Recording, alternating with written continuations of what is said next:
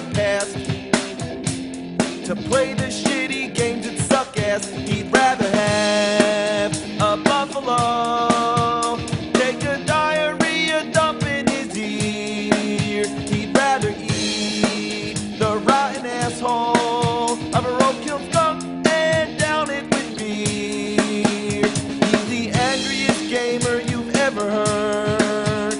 He's the angry Nintendo nerd. He's the angry Atari Sega nerd. He's the angry video game nerd.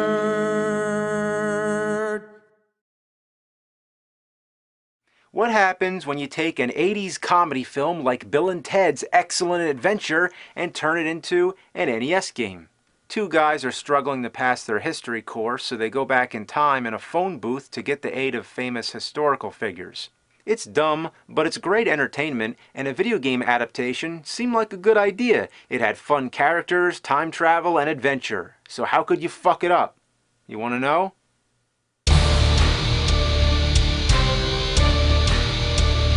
That's how.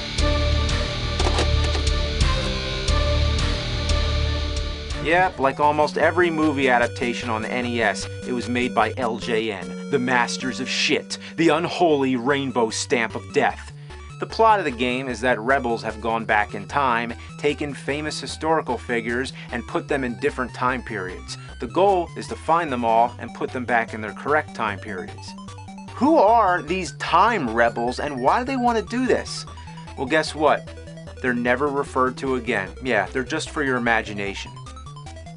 Man, wouldn't it be funny if we put Thomas Edison in ancient Egypt? How about Galileo in the Jurassic period? Oh, We're assholes.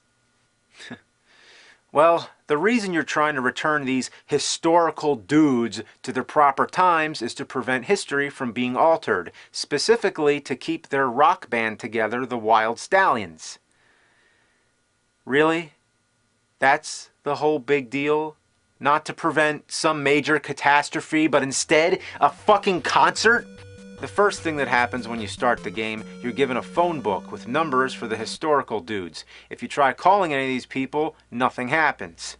Not that any of these people would have phone numbers anyway. There's no in-game instructions. No, you're left on your own to figure this out. Like, good luck, asshole! Oh look, there's a blinking red number under the number. I guess I'm supposed to call that, huh? Thanks for making me flip through all those fucking pages! Next thing, you're in what they call a time circuit, where you have to shoot the phone booth across all the digits of the phone number you're trying to call. You think they overthought this a little? How about just a cutscene showing the phone booth spiraling into a time warp?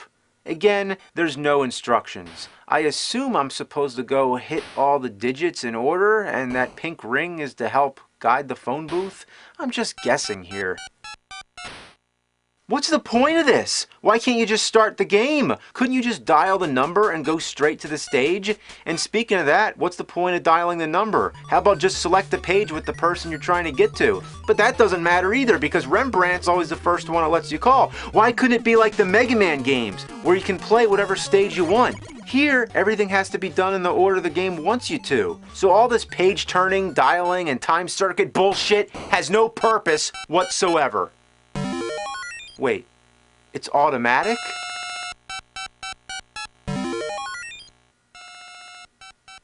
You just do nothing?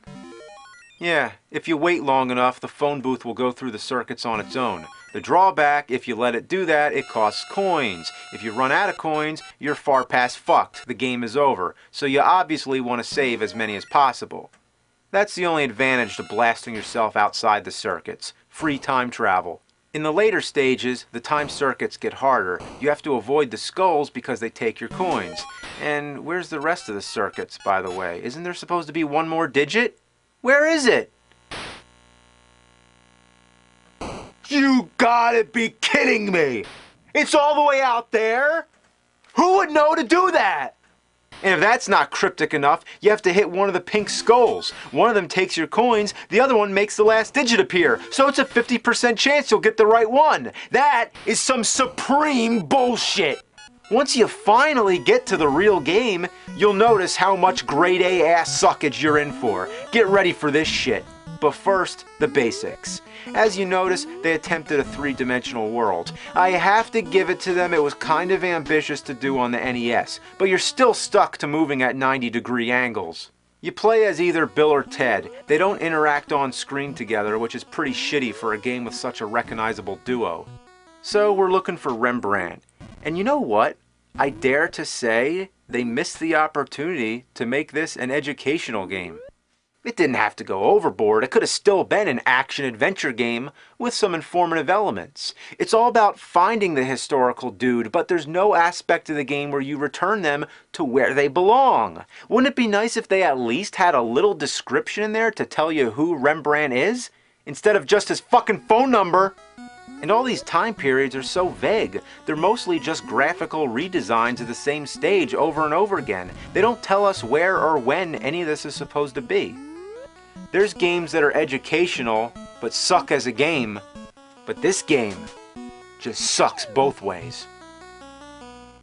Where'd the music go? I shit you not. Every time you start the game, the music lasts for 30 seconds, then stops.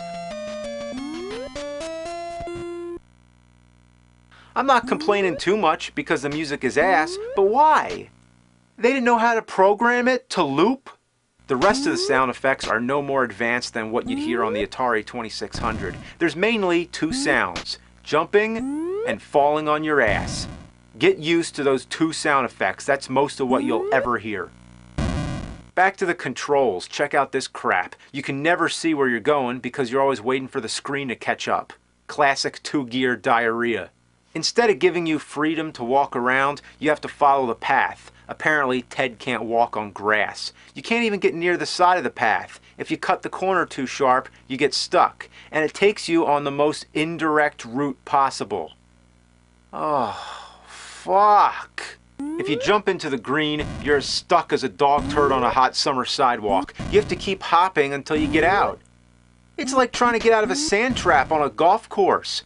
And with those jump sound effects, it really reminds me of NES Golf.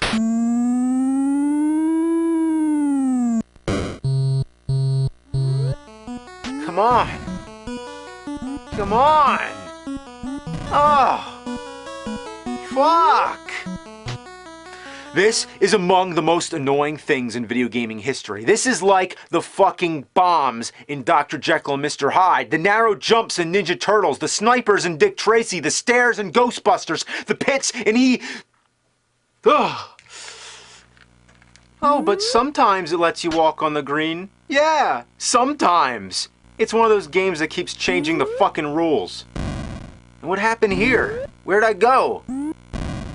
Found some kind of glitch. The enemies are just random guys. Some of them take your coins and some of them take you to the dungeon. Fuck, no! The people who stand still help you out. They give you coins, or better yet, weapons. That really helped. All the weapons have the same range. They just fly about 10 miles away. There's no straight attack. How about give me a crossbow or something? No, you know what you're using? You know what this weapon is? It's a textbook. A fucking textbook that explodes! By the way, this won't change history at all. Let's go around blowing people up. Let's kill some ancestors. That's real great. As long as it doesn't affect the Wild Stallions concert. When they come back to the present, it's gonna be some kind of Planet of the Apes shit. They're gonna be playing to an audience full of intelligent sloths. Another item you can get is an audio cassette. I love how the knight casually says, "Bill asked me to give you this audio cassette," as if the knight would have any idea what that is. What does it do? It plays music and makes everybody dance. It's real helpful, especially since you don't even need a cassette player. Just throw the cassette on the ground. Hey, want to listen to some tunes?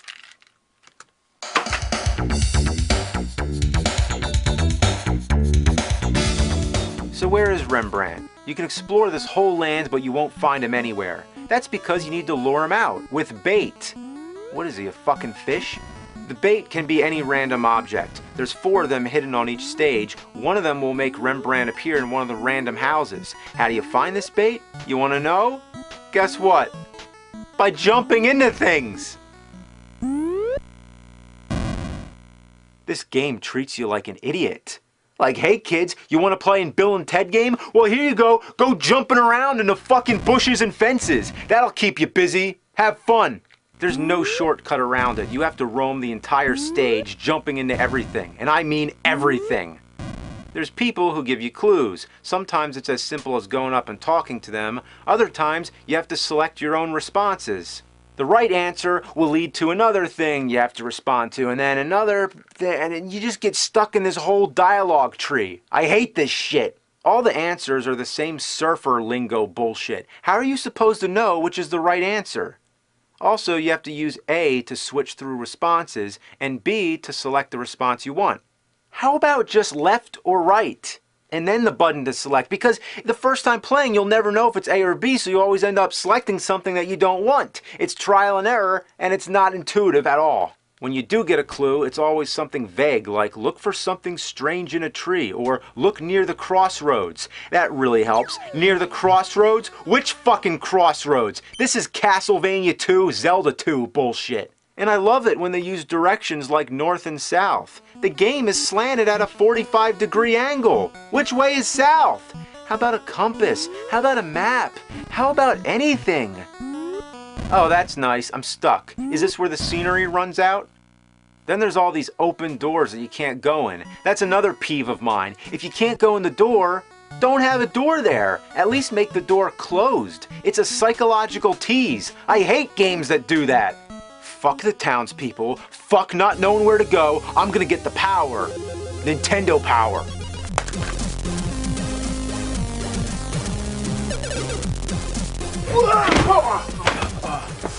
Wasn't there.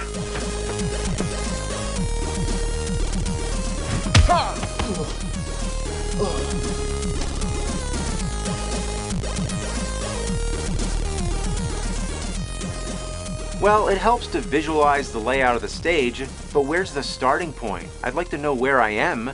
You know what? That's because the game always starts you somewhere different. You can control where it starts you. When the time circuit finishes, you're supposed to hold up or down or some shit. I don't know. I don't fucking know. Then there's certain doors that act as warp zones and transport you somewhere else. The magazine doesn't tell me that either. Nor does it tell me where the historical dudes are. I know they appear in random houses, but there's probably a few different designated spots. For the bait, it just gives you a circle showing the vague area where they are, not the exact bush or fence. This is one instance when Nintendo Power just didn't bother because the game was too shitty. At least I have an idea where to look now. Nice! I found something. By looking at the magazine, you may call that cheating, but the game doesn't even play by its own rules. Bill and Ted were the ultimate cheaters. What have we learned from the movie? If you're failing your history course but happen to have access to a time machine, bring the history to the classroom. If that happened in real life, would the teacher give them an automatic A? Or say, yeah, that's pretty amazing you brought Abe Lincoln here, but you still gotta pass the test. I finally found Rembrandt. And for one dialogue box, you have to hit B instead of A, again changing the rules around. You have to choose which item to give him. There's only one correct choice. Let's say I give him the skull. That's the wrong one, so I have to start over. The correct item is supposed to be something that would belong to this historical figure, and here's where the game could have been somewhat educational. But instead, it's a joke. For example, for Julius Caesar, you're supposed to give him salad dressing. For Thomas Edison, you're supposed to give him a compact disc. Yeah, let's not change history, by the way. For Cleopatra, a credit card. For Elvis, a gravestone. Here you go, Elvis. Here's your fucking gravestone. You're gonna die. For King Arthur, the Holy Grail. Yeah, entire stories have been written about finding the Holy Grail. You're gonna find it by casually slamming into a bush or a fence. Just a little side quest. For Jesse James, an Uzi. You're gonna give Jesse James a fucking Uzi? You're gonna give a notorious outlaw a more contemporary weapon. Yeah, just help him out. Might as well give, I don't know, Vlad Tepes an atom bomb? Anyway, I give Rembrandt the paint roller and he says, let's party. That's exactly what he'd say. He also mentions that he'll pay for the call. Of course, here's some coins for your phone booth time machine from the future. And now we have to go through the damn time circuits again. My coins ran out. Didn't that motherfucker say he was gonna pay? Oh great, I have to roam around this fucking stage again looking for coins? I've had enough. I'm losing my faith in the NES library. Was there any quality control here? You know, that seal of quality? Did that mean anything? Did anyone look at these games before they dumped them in the back of every KB's and Toys R Us? How many of these games are worthless? All the LJN ones, I can tell you that. But there are good games here. There are. Zelda, Mario, Metroid, Contra, Castlevania, Mega Man. But then, a big fucking shitstorm hit it. A shitstorm of horrible games. And at the middle of it all, a rainbow. A rainbow of shit. LJN. And Bill and Ted might even be the worst LJN game on the NES. It doesn't just have some flaws. There's no good and bad. This game is all bad. Like, I'm impressed. How did they do it? How did they make it so bad? Bad doesn't even describe it. It's disgraceful. It's putrid. In fact, I looked up the word putrid in the dictionary. There's no definition. It's just a picture of Bill and Ted on NES. Curse this fucking game. Curse the plastic that encases this dung heap. Literally, it's a plastic shell filled with shit. It's fucking shit. It's ass. It's garbage. And that's it. Good night. Oh wait, I forgot to mention, as a matter of fact, it also sucks monkey fuck, and it's a worthless, pitiful pile of snot-dripping, pus-bubbling, wet, steaming mountain of buffalo butt dump. Mere descriptions can't even describe the inane lack of common sense that even a child would possess when making a game with chalk on the sidewalk. I can't even come up with a description that's foul and disgusting enough to even come close to this rancid abomination. Can't describe it. I'm done. For real this time.